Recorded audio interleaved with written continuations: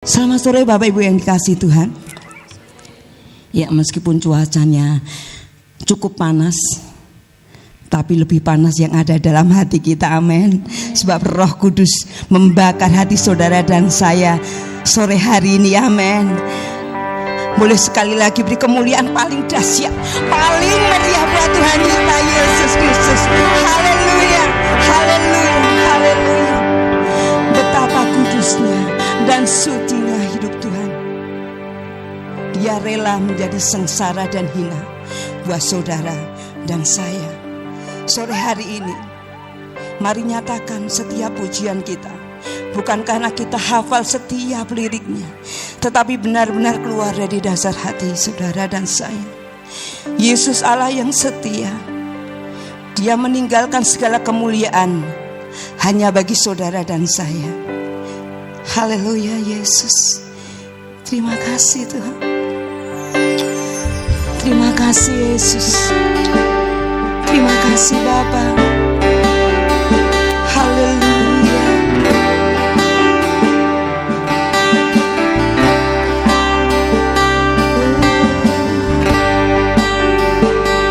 Kami telah melihat setiap bukti kasih-Mu Tuhan.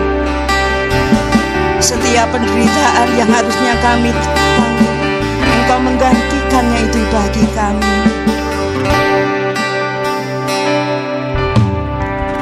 Telah kulihat bukti kasih-Mu, Kau menderita gantian, amin. Dengan darah-Mu Kau selamatkanku, kini ku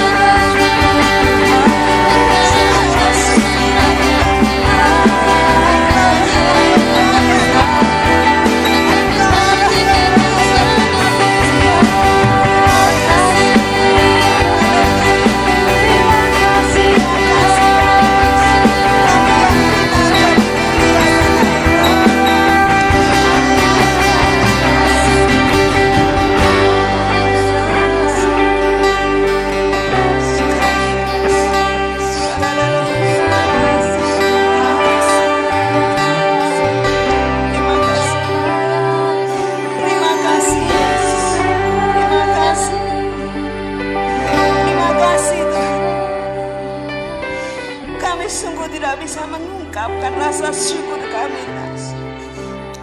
rasa syukur yang mendalam Tuhan dari hati kami. Selain ucapan terima kasih dan terima kasih Yesus, terima kasih Tuhan. Kami yang hina jadi mulia karena pengorbanan-Mu. Kami yang lemah menjadi kuat karena Engkau Tuhan.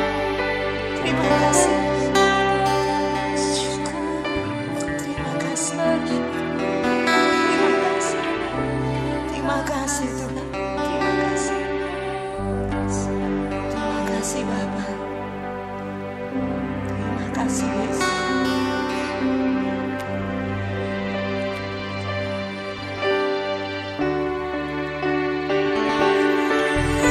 Terlalu besar kasih-Mu Bapa, pengorbanan yang Kau berikan bagiku. Terlalu mahal darah-Mu Yesus tercurah untuk menebus hidupku. Sekali lagi katakan, terlalu besar kasih-Mu Bapa, pengorbanan yang Kau berikan bagiku.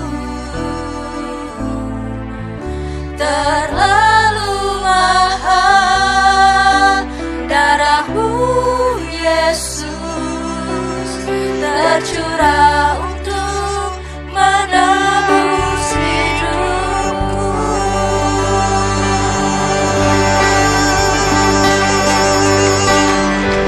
amin, amin. Yang percaya Tuhan sudah menebus segala dosa-dosa kita, mari katakan bersama-sama, amin. Beri kemuliaan paling meriah, paling dahsyat buat Tuhan. Haleluya, haleluya, haleluya. Bapak Ibu yang dikasih Tuhan, semua yang ada di dunia ini memang indah, ya. Memang indah, tetapi hanya bersifat sementara. Tetapi kasih Yesus sekali indah, Dia tetap indah, amin. Untuk selama-lamanya tidak pernah berubah. Kasih manusia boleh berubah, tetapi kasih Yesus tidak pernah berubah, amin. Yang percaya kasih Tuhan tidak pernah berubah. Sekali lagi paling meriah buat Tuhan. Aplaus yang paling meriah buat Tuhan. Haleluya, haleluya. Yes.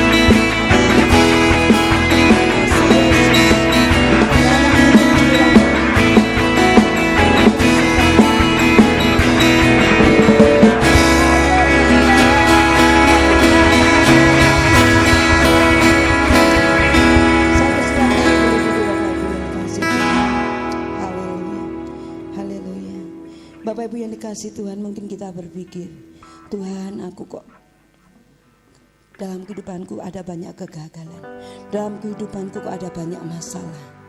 Tetapi pujian ini mengingatkan bahwa Tuhan punya rancangan yang indah buat saudara dan saya, amin.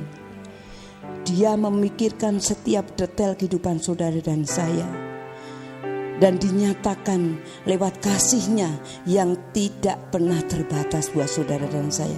Hari ini mungkin kalau engkau merasa gagal, kalau engkau merasa kecewa, kalau engkau merasa Tuhan aku sudah tidak berdaya lagi, pujian ini menyatakan Yesus punya sesuatu yang indah dalam kehidupan saudara dan saya. Haleluya.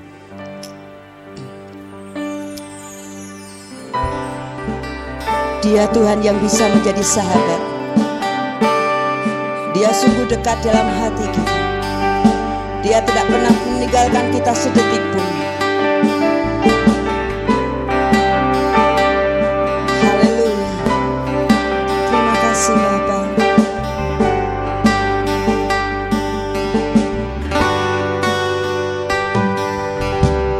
Kemanakah aku dapat pergi menjauhi Roh-Mu yang suci?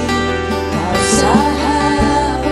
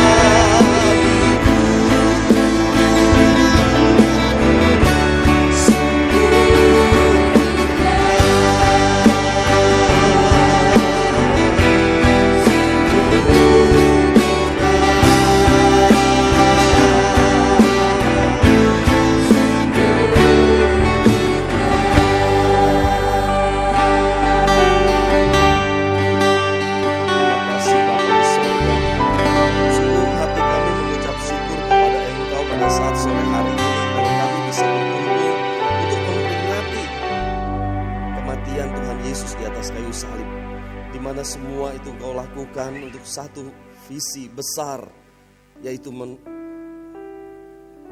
masalah dosa manusia.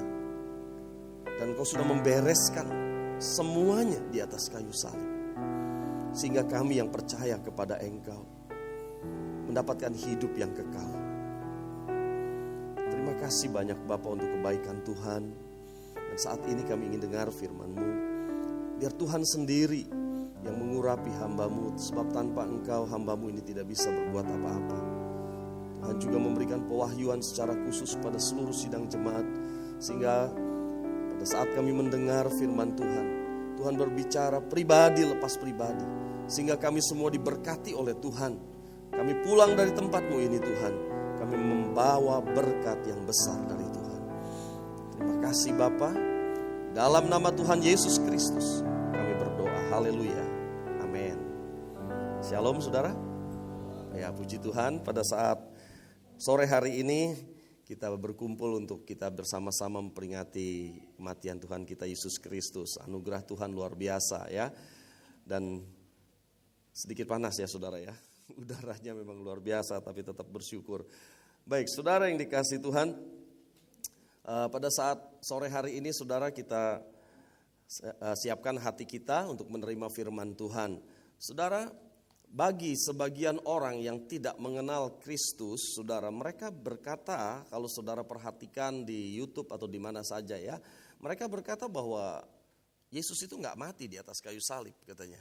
Yang mati di atas kayu salib itu bukan Yesus, tetapi penggantinya Yesus katanya. Pernah dengar hal itu saudara? Lewat Injil Barnabas ya. Saya mau kasih tahu saudara bahwa Injil Barnabas itu saudara, itu kalau isinya dikupas itu tidak relevan saudara dengan sejarah ya. Karena itu buatan tangan manusia yang bukan ilham dari Roh Kudus. Itu sebabnya kekristenan tidak mengakui Injil Barnabas ya. Yang kita akui adalah Alkitab yang kita pegang dan menyatakan bahwa Yesus benar-benar mati di atas kayu salib. Amin saudara. Dan 3 hari kemudian dia bangkit ya. Baik saudara, hari ini saya ingin bicara tentang kemenangan atas dosa. Ya, kemenangan atas dosa. Kita lihat Lukas 14 ayat 33. Demikian pulalah tiap-tiap orang di antara kamu yang tidak melepaskan dirinya dari segala miliknya tidak dapat menjadi muridku. Saya ingin saudara memperhatikan kata yang digaris tebal, melepaskan dirinya ya dari segala miliknya. Dikatakan tidak dapat menjadi muridku. Coba slide selanjutnya. Kata melepaskan dirinya berasal dari kata Yunani apotaso, yang artinya mengucapkan selamat tinggal, goodbye gitu ya saudara. Terus misalnya, ini contoh ya, kata Yunani ini dipakai di Kisah Rasul 18 ayat 21 ketika Paulus mengucapkan selamat tinggal kepada jemaat Efesus sebelum berlayar ke Kaisarea dalam perjalanannya ke Yerusalem.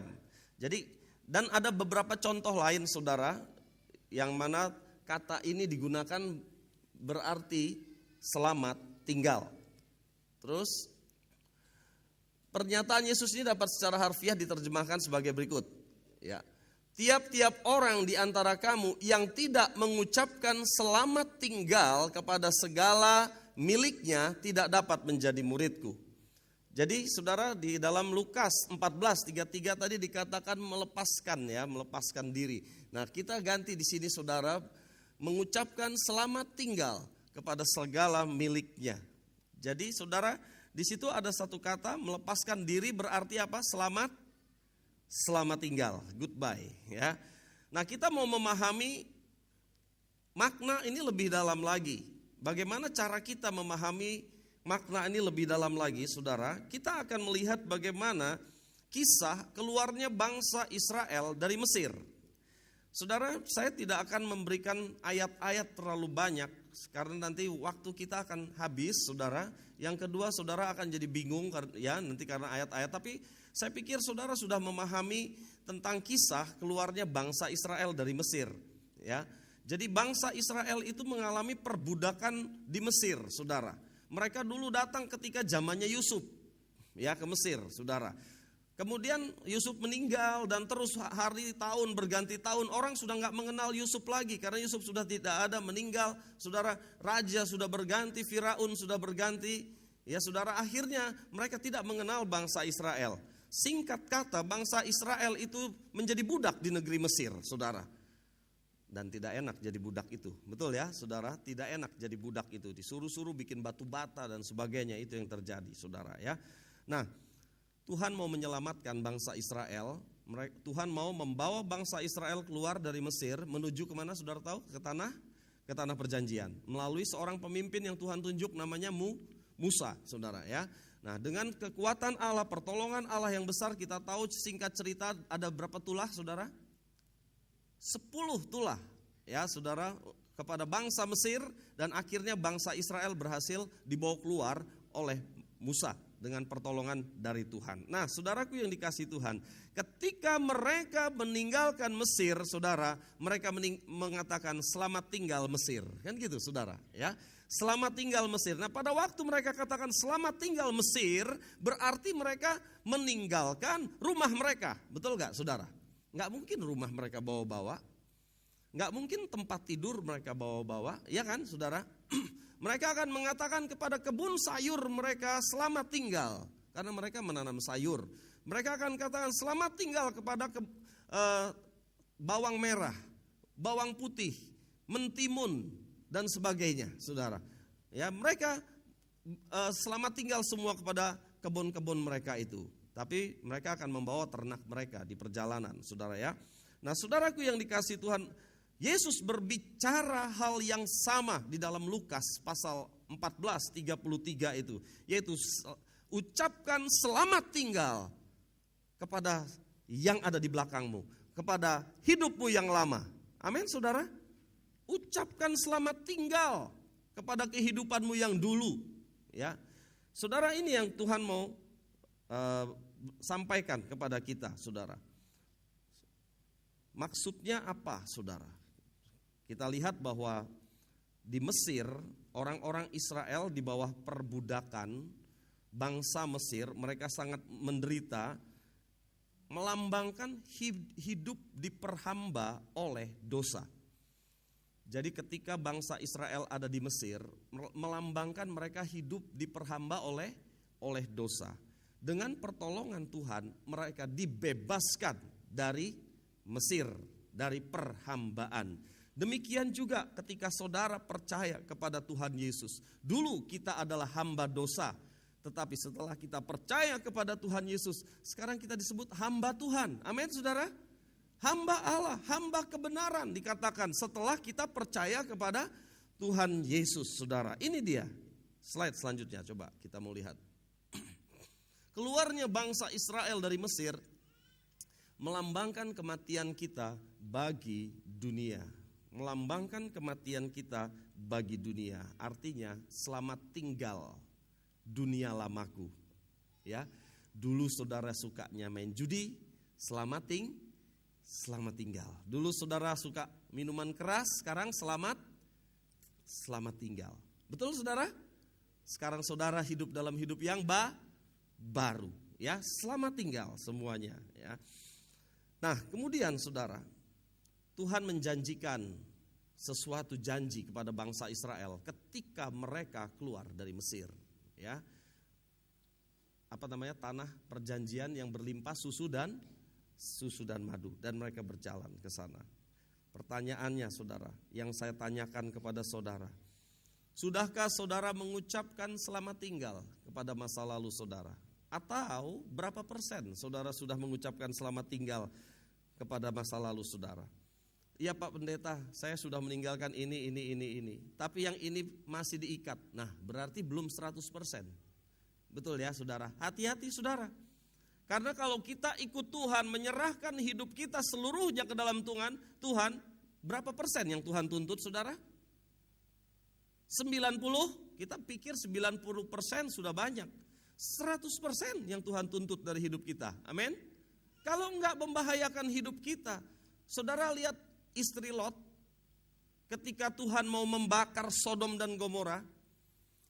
Tuhan suruh dia pergi, tapi jangan menoleh ke belakang. Tapi hatinya istrinya Lot, satu dia mau pergi, dia cinta Tuhan, tapi satu dia cinta harta bendanya, saudara. Jadi sambil lari dia menoleh ke belakang, akhirnya jadi tiang garam. Hati-hati saudara, Tuhan tidak mau seperti itu. Tuhan mau kita maju ke depan, lari ke depan, tinggalkan Mesir. Nah ini kan saudara. Tapi nanti kita lihat, bangsa Israel masih bersungut-sungut loh. Dia nggak mau tinggalkan Mesir 100%. Ya, itu sebabnya pertanyaan saya kepada saudara. Berapa persen saudara sudah meninggalkan hidup yang lama? Ini pertanyaan yang harus dijawab pribadi lepas pribadi. Kenapa saudara? Tidak heran banyak orang Kristen tidak mempunyai kekuatan rohani yang kuat. Kenapa? Karena dia tidak sepenuhnya meninggalkan Mesir. Tidak sepenuhnya meninggalkan perbudakan terhadap dosa, saudara. Ke gereja, ya ke gereja. Tetapi duniawi, ya tetap masih duniawi, saudara. Sehingga kalau ada yang sakit, suruh doakan, dia bilang, oh jangan saya masih dosa katanya. Dia ngerti dia berdosa, dia gak layak untuk mendoakan. Gak punya kekuatan rohani, saudara. Kenapa? Karena dia tahu separuh kaki kepada Tuhan, separuh kaki kepada dunia. Harusnya kita mengambil satu keputusan semuanya untuk Tuhan. Amin, saudara. Kalau saudara semuanya untuk Tuhan, saya percaya saudara punya kekuatan rohani yang dahsyat loh, saudara. Amin. Alkitab katakan Markus 16 apa? Orang percaya tumpang tangan orang sakit, orang itu akan sembuh, ya. Beberapa meninggal dunia. Ya saudara ya, beberapa meninggal dunia karena udah waktunya, saudara. Ya. Nah saudaraku yang dikasih Tuhan, tetapi kita nggak percaya, saudara. Dikatakan orang percaya tumpang tangan, orang sakit, orang itu akan sembuh, saudara. Kita bilang Pak Pendeta aja, pintas aja, ketua ini ketua itu aja. Kenapa saudara? Kita tahu siapa diri kita. Kita masih berpijak satu dunia, satu kepada Tuhan. Hari ini saudara putuskan. Tuhan bilang, jangan suam-suam kuku, nanti dimuntahkan sama Tuhan. Mau 100% kepada Tuhan apa kembali kepada hidup yang lama. Tapi biarlah ini, hari ini menjadi satu tonggak sejarah bagi pribadi kita. Bahwa kita mau ikut Tuhan 100%. Amin saudara? Amin. 100% loh saudara. Enggak 99%. 100%. Amin ya.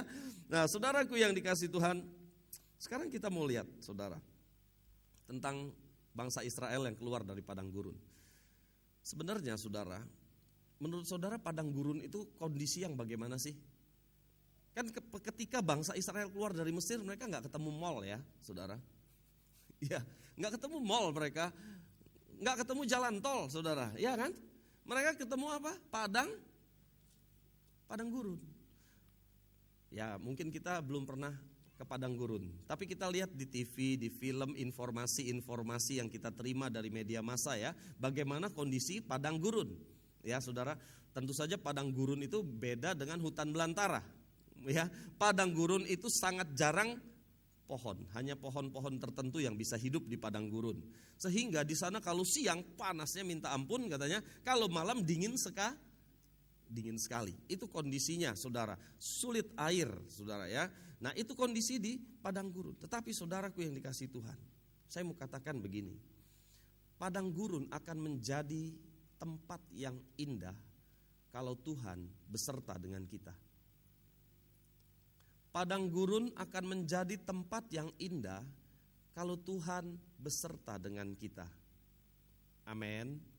Saudara masih mencerna omongan saya? Karena saudara mulai berpikir, aku ini Pak, ini seperti di padang gurun ini, hidupku, menderita.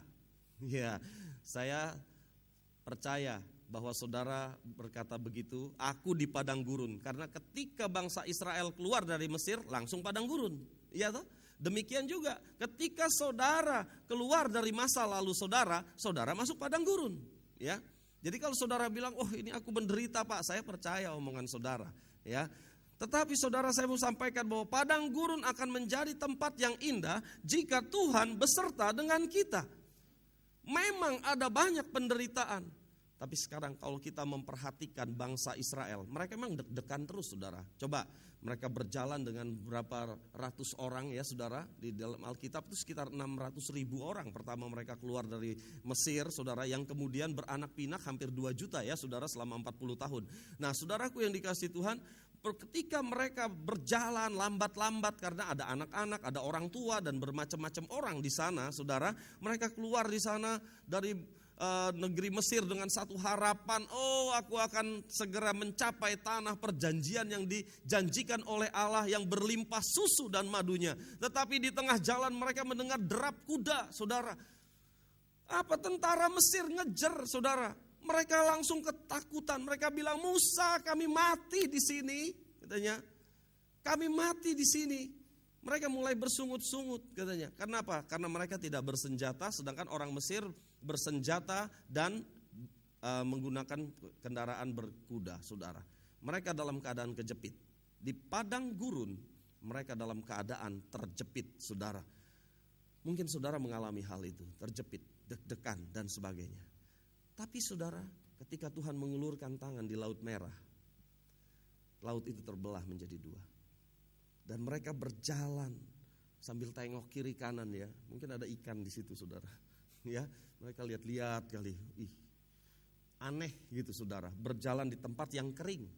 Sampai mereka di tepian di sebelah sana. Tentara Mesir mengejar mereka di belakang. Dan air menyatu kembali. Dan mereka melihat musuh mereka tenggelam di Laut Merah. Mereka melihat Allah berperang ganti mereka, saudara.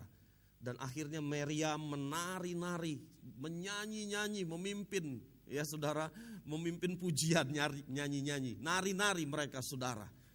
Bersorak-sorai, bersukacita kemenangan yang mereka peroleh dari Tuhan. Mujizat terjadi. Lihat saudara, sekalipun di padang gurun, sekalipun dikejar musuh, ada mujizat. Memang padang gurun tempat yang berbahaya, tetapi bersama dengan Tuhan kita dilindungi, saudara. Ya, 3 hari kemudian mereka sampai di satu tempat yang namanya Mara. Mereka mau minum di sana. Kita tahu padang gurun itu sangat panas, ya. Tapi air yang mereka mau minum bisa nggak diminum? Nggak bisa, pahit. Mereka mulai bersungut-sungut lagi, ya, saudara. Mereka ngomel-ngomel lagi. Tapi Musa melemparkan satu kayu ke situ dan akhirnya apa yang terjadi? Air yang pahit menjadi manis dan bisa diminum. Mereka melihat lagi mujizat. Lihat saudara, banyak kesukaran di padang gurun, tetapi juga banyak mujizat. Mereka mau makan, Tuhan kirim roti mana setiap hari, nggak kekurangan, saudara. Kokinya langsung dari sorga, saudara. Mereka bosan dengan roti mana, Tuhan kirim apa? Burung puyuh, saudara. Satu ketika mereka juga kehausan, Musa pungkul batu karang, keluar air. Mereka lihat semua kemuliaan itu, saudara. Dan Alkitab katakan kasutnya, sepatu mereka gak habis 40 tahun, saudara. Gak rusak ya. Zaman dulu kualitasnya bagus rupanya, saudara. Sekarang ibu-ibu setahun beli berapa kali sepatu? Ya bu, berapa kali beli sepatu bu? Setahun. Ya, baru dipakai sebulan jebol pak, ya, beli lagi ya saudara. Nah saudara dikasih Tuhan 40 tahun mereka jalan saudara, gak jebol saudara. Nah saudaraku yang dikasih Tuhan, ini yang saya mau sampaikan kepada saudara, bahwa tanpa Tuhan padang gurun adalah tempat yang berbahaya, mematikan. Banyak hewan-hewan yang berbahaya di padang gurun saudara. Tetapi bersama dengan Tuhan, padang gurun menjadi taman Eden. Amin saudara? Bersama dengan Tuhan. Daud ngomong bagaimana? Daud ngomong begini. Sekalipun aku dalam lembah kelam, aku tidak takut bahaya. Karena gadamu dan tongkatmu itulah yang menghibur aku. Dengan kata lain Daud mau bilang gini, Tuhan terserah, mau di mana kek? Mau di mana aja Tuhan. Kalau ada Tuhan, enggak apa-apa bagiku. Aku senang. Kalau ada Tuhan menyertai aku, di mana saja aku aman. Amin saudara. Sekalipun hari ini saudara berada di padang gurun, hari ini saudara berada di padang gurun, saudara bilang hidup dalam keadaan susah. Tapi kalau Tuhan beserta dengan saudara, saudara tidak akan kekurangan. Saudara akan dilindungi oleh Tuhan. Kalau saudara bersama dengan Tuhan dan Tuhan beserta dengan kita. Tapi memang Dia berjanji, aku akan menyertai engkau sampai kesudahan zaman. Tapi sekalipun saudara bergelimpang harta di tempat yang indah, tapi kalau nggak ada Tuhan di sana, bisa jadi neraka dunia di sana. Sekalipun saudara tinggal di rumah yang sangat mewah, tapi kalau tidak ada Tuhan di sana, jadi neraka dunia di sana. Betul saudara? Yang penting itu bukan tempatnya. Yang penting ada Tuhan apa enggak di situ. Amin saudara? Itu sebabnya Bapak Ibu Saudara yang dikasihi Tuhan. Hari ini mungkin saudara bilang, aku berjalan di gurun ini Pak. Di gurun susah Pak. Ekonomiku lagi seret Pak. Mau makan aja rasanya susah. Tapi saya tanya saudara, ada mujizat enggak? Iya, ada. Nah, itulah penyertaan Tuhan. Amin, saudara. Itulah penyertaan Tuhan, saudara. Jadi apa yang salah? Di padang gurun, bukan tempatnya. Bukan masalah padang gurunnya, saudara. Tapi masalahnya adalah, ada Tuhan apa enggak? Bangsa Israel sudah mengucapkan selamat tinggal kepada Mesir. Tetapi perjalanannya menuju tanah perjanjian, mereka bersungut-sungut. Berkali-kali mereka ngomel di perjalanan. Jadi apa maksudnya saudara? Mereka tidak menerima keadaan, sifat lama mereka, kebiasaan lama mereka, keegoisan mereka bawa di padang gurun. Itu masalahnya saudara. Itu masalahnya. Jadi mereka sudah bilang selamat tinggal, tapi karakter lama masih di bawah. Ini masalah, ini problem saudara. Anak Tuhan juga banyak yang seperti ini. Sudah selamat tinggal kepada semuanya, tetapi masih sering ngomel, enggak terima dengan keadaan. Ayo, berapa sering kita bersungut-sungut? Saudara hitung, saudara lebih sering mengucap syukur atau sering menggerutu atau bersungut-sungut? Ayo, lebih sering mengucap syukur atau sering menggerutu? Bagaimana? Tadi ibadah kedua ada yang bilang 50-50 Pak, katanya. 50-50. Saudara jangan 50-50 ya, saudara. Suka menggerutu apa suka bersyukur? Di gereja ngomong bersyukur. Ya, nanti di rumah buktikan loh ya, saudara. Saudaraku yang dikasihi Tuhan, bangsa Israel sudah bilang selamat tinggal kepada Mesir, tapi mereka masih suka bersungut-sungut. Bukan suka lagi, memang terus begitu. Setiap ada masalah mereka bersungut-sungut. Ini watak buruk mereka bawa ke padang gurun. Sehingga padang gurun itu menjadi neraka kehidupan bagi mereka. Seharusnya enggak saudara. Seharusnya mereka dengan sukacita melewati semuanya itu bersama dengan Tuhan. Saudaraku yang dikasihi Tuhan, ketika mereka sudah ada di mana itu namanya, di perbatasan masuk ke tanah perjanjian, di mana, Barnea, di Kades Barnea ya, di Kades Barnea saudara, itu perjalanan mereka sudah hampir 2 tahun. Hampir 2 tahun, tapi mereka ada berhenti 10 bulan loh saudara di Gunung Sinai. Jadi kalau saudara pikirkan, sebenarnya mereka udah tinggal melangkah, udah sampai tanah perjanjian. Ada ahli teolog bilang mereka kira-kira setahun aja sudah sampai itu, walaupun mereka mengitari Gunung Sinai. Dari Mesir ke tanah perjanjian, itu nggak sampai 1 tahun mereka sampai ke sana. Tapi kenyataannya berapa lama mereka di padang gurun saudara? 40 tahun. Karena mereka muter-muter terus saudara, bersungut-sungut, akhirnya 40 tahun. Saudara perhatikan hidup kita. Kita mungkin mengalami padang gurun, mengalami masalah, dan Tuhan bilang mungkin itu 1 tahun selesai. Tapi kalau kita ngomel terus, bersungut-sungut terus, 5 tahun padang gurun saudara gak selesai-selesai. Jadi bertobat sekarang yang suka bersungut-sungut. Ya saudara, lebih banyak mengucap syukur. Saudaraku yang dikasihi Tuhan, kayak mana gak mengucap syukur bangsa Israel itu. Saya sudah katakan banyak mujizat.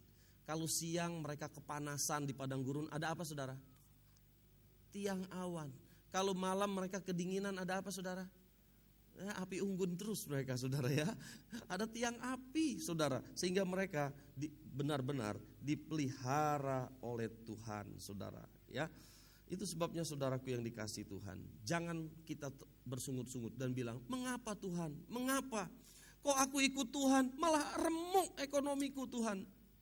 Ini kan, aku ikut Tuhan malah kayak gini hidupku. Akhirnya kita mundur dari Tuhan, suka bersungut-sungut.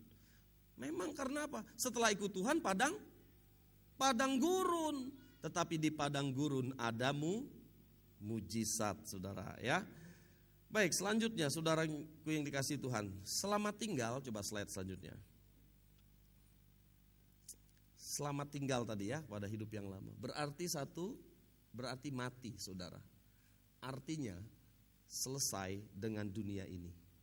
Mati. Kalau saudara ada orang mati, saudara akan bilang begini, misalnya sahabat saudara dipanggil Tuhan, misalnya ya, kita akan bilang, selamat tinggal saudaraku, selamat tinggal sahabatku, gitu ya saudara, nanti kita ketemu di sorga. Selamat tinggal, betul apa enggak saudara? Jadi selamat tinggal bisa berarti mati saudara ya. Nah saudara yang dikasihi Tuhan, mati berarti saudara sudah enggak perlu rekening bank. Ya benar ya. Kalau saudara mati, saudara perlu uang yang banyak di rekening saudara? Saudara perlu mobil mewah? Perlu? Kalau sudah mati? Gak perlu saudara. Saudara sudah putus semua, gak perlu lagi. Saudaraku yang dikasihi Tuhan, hari ini saudara sudah mati bagi dosa. Tapi bukan berarti saudara gak butuh uang. Bukan berarti saudara gak butuh pekerjaan. Bukan berarti saudara gak butuh keluarga. Bukan itu. Tetapi yang Paulus katakan, hidupku Kristus, mati untungku. Hidupku bukannya aku lagi, tetapi Kristus yang ada di dalam aku. Hidupku bukannya aku lagi, tetapi Kristus. Kenapa? Aku yang lama sudah mati. Artinya begini saudara, apa yang kita miliki, keluarga yang kita miliki, rekening bank yang kita miliki, mobil yang kita miliki, rumah yang kita miliki, harta yang kita miliki, pekerjaan yang kita miliki, semuanya adalah miliknya Tuhan. Amin saudara? Bukan milik kita. Kenapa? Karena saudara sudah mati. Pengertian rohaninya begitu. Saya mau kasih contoh begini saudara. Ada seorang kaya raya di Boston ya. Kaya raya, duitnya bukan miliaran saudara, udah triliun duitnya ya. Dia menjadi Kristen. Suatu hari dia melihat mobil mewah saudara. Dia lihat mobil mewah yang mungkin harga 10 miliar gitu ya saudara. Kemudian dia bilang begini, andai saja aku mampu membeli mobil ini. Loh saudara, dia kaya raya, dia beli selosin mobil kayak gitu bisa saudara. Satu losin 12 ya saudara, dia bisa beli. Tetapi kenapa dia bilang andai saja aku bisa membeli mobil itu? Saudara tahu kenapa dia bilang itu? Karena dia bilang seluruh hartaku adalah milik Tuhan. Dan aku akan membeli kalau Tuhan izinkan. Dan saya tahu kata dia, Tuhan tidak mengizinkan saya beli mobil mewah itu. Makanya saya gak beli, dia bilang. Saudara lihat, karena dia tahu sekalipun dia miliarder, tapi semuanya adalah miliknya Tuhan. Sudah mati, sudah putus hubungan dengan rekening banknya semuanya. Saudara paham? Bukan berarti begitu ikut Tuhan terus saudara jual semua ya milik saudara. Karena Pak Teddy bilang semua udah putus, jadi gak perlu lagi. Jangan begitu ya, ini keliru. Tapi kita harus punya persepsi yang berbeda, yaitu semua yang kita miliki miliknya Tuhan. Yang kedua saudara lihat, menilai orang lain dari perspektif Allah. Begitu saudara lahir baru, cara pandang saudara, pikiran saudara, perasaan saudara harus sama dengan pikiran dan perasaan yang terdapat juga di dalam Yesus Kristus. Itu yang Paulus katakan. Coba kita lihat ayatnya. 2 Korintus 5:16. Sebab itu kami tidak lagi menilai seorang juga pun menurut ukuran manusia. Dan jika kami pernah menilai Kristus menurut ukuran manusia, Sekarang kami tidak lagi menilainya demikian. Ini urusan menilai manusia. Saudara, saya percaya setiap orang suka menilai orang lain. Betul? Kalau saya kenalan sama saudara, pertama kali saya akan menilai, orang ini sombong, orang ini baik ya. Tapi belum tentu dia baik. Ya, karena baru penilaian pertama kali. Saya bilang, orang ini sombong, belum tentu juga dia sombong. Karena itu penilaian kita baru di permukaan saja. Manusia suka menilai, betul apa enggak? Saya yakin saudara berapa dia? 200-an orang. Ini menilai saya yang khotbah di sini ya. Saudara nilai kan? Menurut pandangan siapa saudara menilai? Ya, kita selalu menilai orang, saudara. Tapi Paulus mau membukakan satu rahasia manusia baru. Dia bilang, aku enggak menilai orang lain berdasarkan ukuran manusia. Saudara tahu kenapa kalau saya menilai orang lain berdasarkan ukuran pribadi saya? Maka ukuran penilaian saya itu sangat subjektif. Subjektif itu berarti gini, kalau saya nggak seneng ya berarti penilaian saya jelek. Kalau saya seneng sama si A berarti penilaian saya baik. Benar kan? Gitu kan saudara? Tapi Paulus bilang, sekarang aku menilai orang berdasarkan penilaian Tuhan, bukan penilaian diriku. Saudara harus belajar hal ini. Saya belajar, sekalipun saya seringkali salah sebagai gembala, saudara ya. Tapi saya mau belajar menilai orang berdasarkan penilaian Kristus. Saudara, kalau saya melihat seseorang, saudara, dan saya bilang, ini orang kurang ajar sekali. Karakternya buruk, saya bilang, ya. Terus saudaraku yang kasih Tuhan, itu saya berarti sudah menilai orang tersebut. Akhirnya saya benci sama orang tersebut. Betul kan saudara? Gak seneng saya. Kalau dia hadir, gak seneng. Apalagi dia ada di gereja Gideon. Bikin kisruh wae. Mau pindah gereja toh gitu. Ya kan saudara? Karena saya sudah menilai dia menjadi orang yang buruk. Saya bilang, mau gue pindah gereja aja, tapi dalam hati gitu saudara. Ya, kenapa? Karena saya sudah menilai dia buruk. Ini namanya penilaian manusia. Ya, anggaplah si A, saudara, saya nilai buruk. Tapi saya tanya saudara, sekarang kita pakai penilaian Tuhan. Si A yang saya nilai buruk, mungkin saudara juga anggap buruk. Saudara sepakat sama saya. Tapi saya mau tanya saudara, menurut saudara Tuhan mengasihi si A itu enggak? Yang menurut kita buruk itu loh. Dia orang Kristen loh. Mungkin dia bayi rohani. Ya. Saya tanya saudara, Tuhan mengasihi dia enggak? Mengasihi ya? Betul?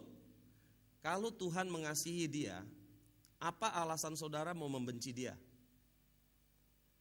Kalau Tuhan mengasihi dia dan saudara membenci dia, saudara ngelawan Tuhan. Saudara enggak sepakat sama Tuhan, enggak seperasaan sama Tuhan, enggak sepikiran sama Tuhan. Benar enggak? Oke, jelas saudara? Jadi bagaimana kalau si A itu memang karakternya buruk dan Tuhan mengasihi dia, seharusnya kita mengasihi. Amin. Paham saudara? Mulai hari ini jangan menilai menurut ukuran pribadi kita. Mulai hari ini kita menilai menurut ukuran Tuhan. Amin. Saya percaya begini saudara, kalau kita menilai orang berdasarkan ukuran Tuhan, maka jemaat itu akan baik-baik saja semuanya. Amin saudara. Amin. Gak akan ada perpecahan di gereja ini saudara, karena semua akan menilai dengan penilaian Tuhan, dengan cara Tuhan. Coba saudara menilai dengan penilaian saudara, macam-macam penilaiannya. Ya kan saudara? Dan bisa gak terjadi perpecahan? Bisa saudara. Walaupun saudara bilang aku sudah manusia baru, aku sudah bilang goodbye pada hidup yang lama, bisa gak terjadi perpecahan? Bisa. Kenapa? Karena kita menilai menurut ukuran kita. Ya, jangan menilai menurut ukuran kita.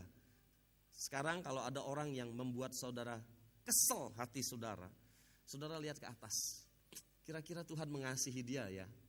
Mengasihi dia apa enggak ya? Terus kita jawab, Tuhan mengasihi dia. Kalau gitu aku juga harus mengasihi dia. Dengan demikian kita punya perasaan dan pikiran yang sama yang ada di dalam Kristus. Mau belajar saudara? Ini sulit, tapi Roh Kudus akan menolong kita. Amin. Roh Kudus akan menolong kita, saudara ya. Nah, saudara yang dikasihi Tuhan, selanjutnya, walaupun dosa itu ya saudara, kita sudah meninggalkan hidup yang lama, tapi dosa itu sebenarnya masih ada di dalam daging. Dosa itu tidak dimusnahkan saudara di dalam daging kita, ya, tidak musnah, hanya hilang kuasanya, begitu saudara. Jadi kita dengan pertolongan dari Roh Kudus, tiap hari kita akan menang dari dosa, saudara. Termasuk menilai orang tadi, termasuk yang bersungut-sungut, saudara akan menang setiap hari. Tapi jangan lengah. Begitu saudara lengah, saudara jatuh. Tapi begitu jatuh, memang Roh Kudus akan menolong saudara, dia akan tegur kita dan kita bilang, Tuhan ampuni aku, Tuhan aku jatuh. Betul nggak saudara? Ya. Tetapi inilah yang disebut dengan pengudusan, saudara. Ya, setiap hari pengudusan. Nah, di dalam kehidupan kita ini, saudara, kalau saudara mau dipimpin oleh Roh Kudus terus, ditolong oleh Tuhan terus, maka saudara akan hidup dari kemenangan kepada kemenangan. Ayat yang terakhir.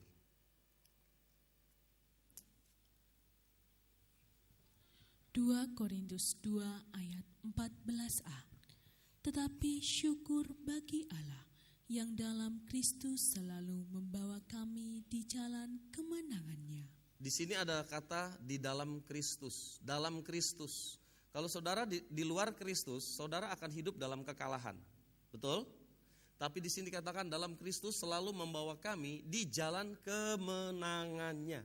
Saudara, hari demi hari saudara akan hidup dalam kemenangan dari Tuhan. Asalkan kita ada di dalam Kristus. Baik, kita akan lihat kesimpulan terakhir, saudara. Musik silakan.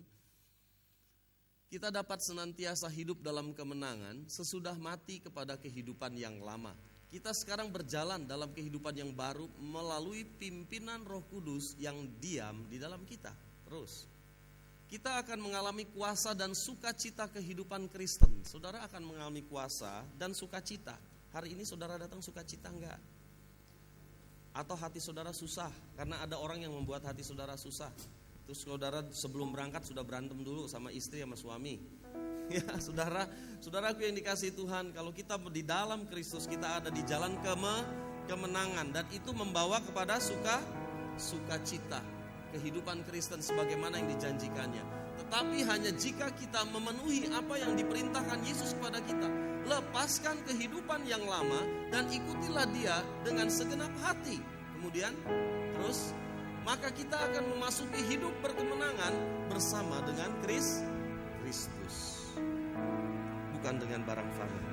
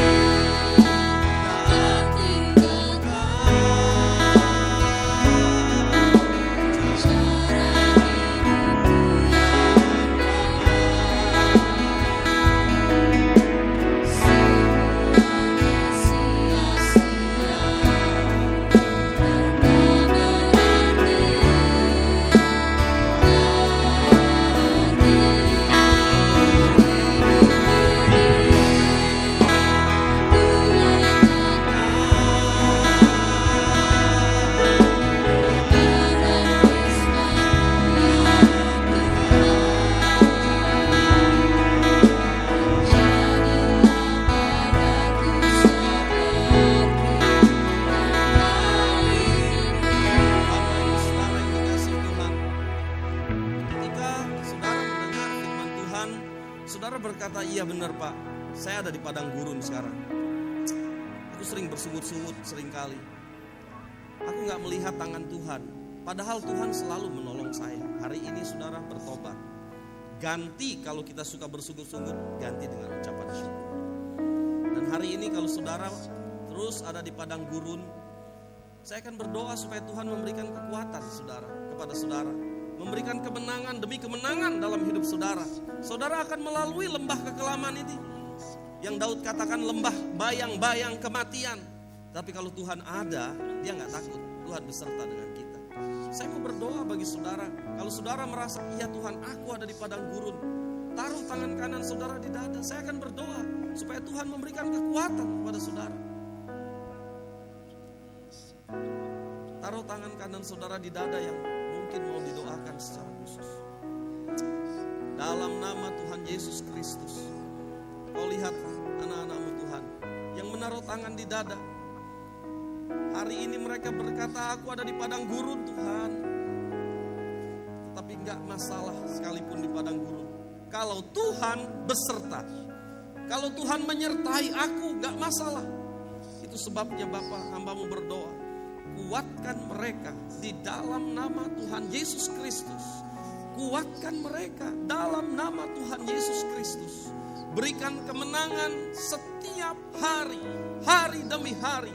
Karena hanya ada di dalam Kristus saja kemenangan sudah diberikan. Terima kasih banyak Bapa di sorga. Kau jamah, kau berikan kekuatan pada anak-anakmu yang menaruh tangan di dada hari ini, menjadi satu tonggak sejarah bagi hidupnya untuk penyerahan diri total kepada Tuhan. Dan kami percaya mulai hari ini ada sukacita dalam hidup kami. Karena ada ucapan syukur. Apapun yang kami alami, ada ucapan syukur dalam hidup kami. Di dalam nama Tuhan Yesus Kristus, kekuatan Allah mengalir. Paulus berkata bahwa saat aku lemah, kekuatan Allah melimpah-limpah. Hari ini mungkin saudara lemah karena ada di padang gurun, tapi Tuhan memberikan kekuatan pada saudara. Di dalam nama Tuhan Yesus Kristus, kekuatan Allah melimpah-limpah dalam hidup saudara. Dalam nama Tuhan Yesus. Terima kasih Bapa, dalam nama Tuhan Yesus Kristus. Kepada petugas perjamuan kudus saya undang untuk maju ke depan. Sementara saudara mempersiapkan diri untuk kita bersama-sama menerima perjamuan kudus, meja dengan Tuhan. Kita akan koreksi diri kita masing-masing. Siapkan hati kita supaya perjamuan kudus ini mendatangkan berkat bagi kita, bukan mendatangkan kutuk bagi kita.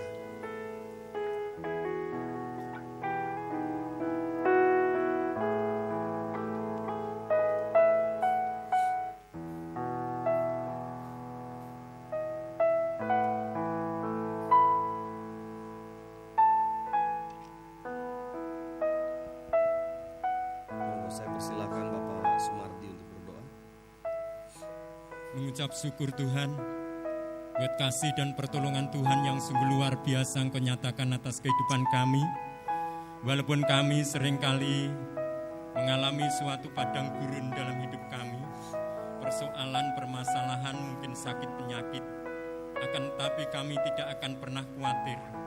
Kami tidak akan pernah takut jika kami bersama-sama Engkau dan Engkau tinggal di dalam kehidupan kami. Amin. Kami percaya padang gurun Engkau ganti dengan sukacita Tuhan. Amin. Kami percaya kemenangan demi kemenangan boleh terjadi atas hidup kami. Karena kami percayakan hidup kami sepenuhnya kepada Engkau. Amin. Terima kasih Bapa, tidak ada yang mustahil bagi Engkau. Kami percaya saat sore hari ini Tuhan, Engkau hadir di tempat ini. Amin. Kami pada saat ini Tuhan akan mengambil perjamuan kudus-Mu. Mari Bapa, Engkau yang akan melayakkan kami untuk ambil perjamuan kudus Tuhan, sehingga perjamuan kudus ini benar-benar menjadikan suatu berkat di dalam kehidupan kami, secara rohani maupun secara jasmani.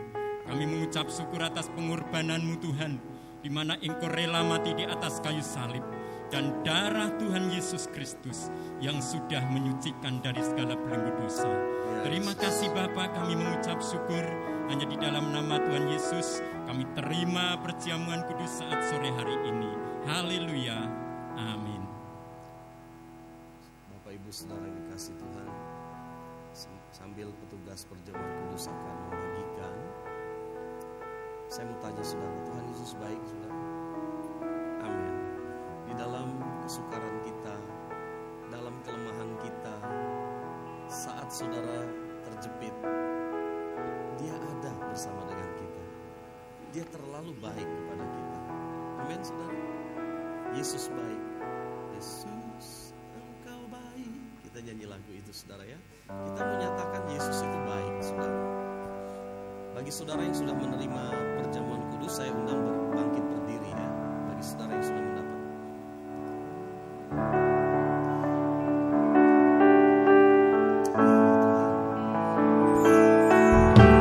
Kasih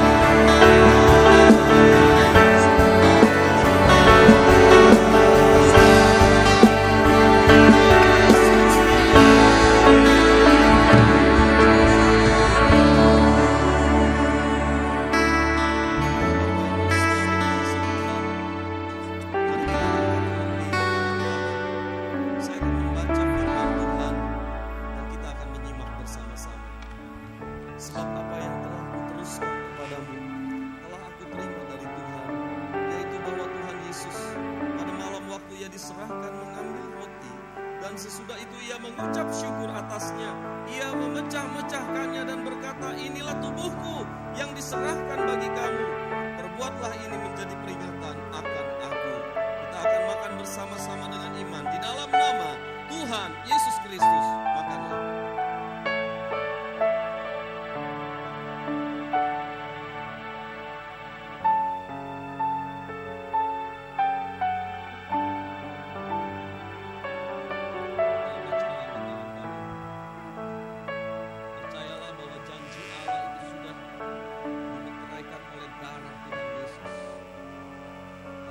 Saudara datang dengan sakit penyakit, imani bahwa saudara pulang dengan disembuhkan oleh Tuhan.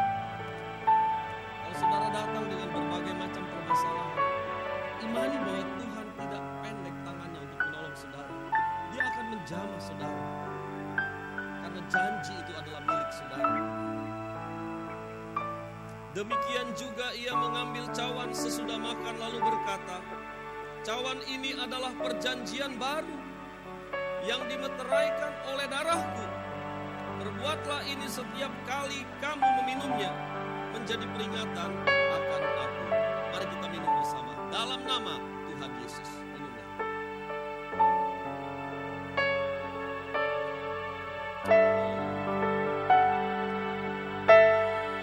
Yesus.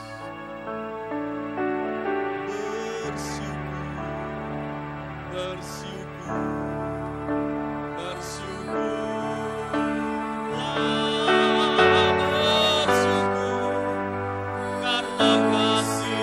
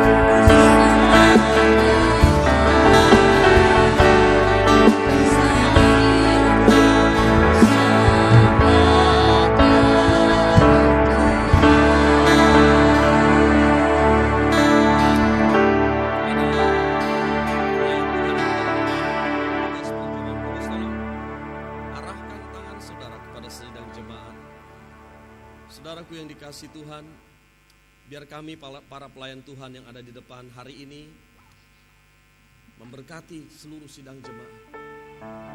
Saudara mengimani setiap apa yang menjadi kebutuhan hidup saudara. Di dalam nama Tuhan Yesus, Bapa di sorga, kami hamba-hambamu yang ada di depan sini mengulurkan tangan untuk sidang jemaat. Jemaat yang mencintai Engkau Tuhan, karena Engkau yang sudah lebih dahulu mencintai kami. Kami yang dulu orang berdosa, orang yang egois, orang yang sombong, tetapi hari ini Tuhan sudah ubahkan seluruh hidup kami Tuhan. Bapa, kami berdoa biarlah Tuhan memberkati seluruh sidang jemaat. Kalau ada yang sakit Tuhan jamah dan Tuhan sembuhkan dalam nama Tuhan Yesus. Terjadi mujizat hari ini juga Tuhan. Kalau ada yang punya masalah ekonomi, hari ini juga Tuhan jamah di dalam nama Tuhan Yesus Kristus. Terjadi mujizat Tuhan. Kalau ada masalah dengan pekerjaan, Tuhan dalam nama Tuhan Yesus terjadi mujizat Allah. Kalau ada masalah dengan hubungan keluarga satu dengan yang lain, hubungan antar teman, dalam nama Tuhan Yesus terjadi pemulihan. permasalahan, Tuhan punya solusi yang terbaik. Dalam nama Tuhan Yesus. Terima kasih Bapak. Mari saudara, kita terima berkat dari Tuhan. Kiranya Engkau memberkati kami dengan berlimpah-limpah. Kau perluas daerah kami. Kiranya tangan-Mu yang kuat menyertai kami dan melindungi kami daripada malapetaka, sehingga kesakitan tidak menimpa hidup kami. Saudaraku yang dikasihi Tuhan, pulanglah sekarang dengan membawa berkat yang besar dari Allah Bapa, Allah Anak dan Allah Roh Kudus, yang senantiasa menyertai kita, membimbing kita dan memimpin kita dari kemenangan kepada kemenangan, mulai hari ini sampai selama-lamanya. Di dalam nama Tuhan Yesus Kristus kami terima berkat Tuhan. Haleluya. Amin. Silakan duduk saudara.